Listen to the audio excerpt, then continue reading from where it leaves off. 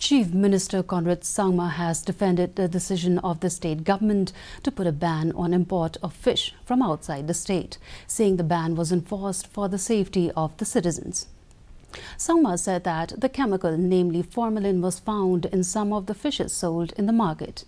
It may be mentioned that the state government on June 8th had banned the sale of imported fresh fish for a period of 15 days after 30 samples of fish were tested positive for.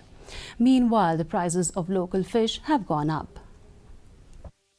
Any kind of action being taken by administration in regards to food safety is for the safety of the citizens themselves.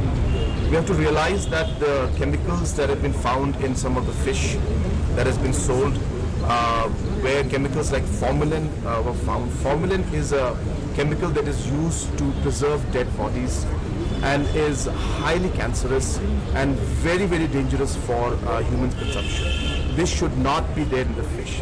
And hence, obviously, we understand that supply of fish and other materials and food items is necessary for the state, but the safety and the security and the health of our citizens comes priority to us.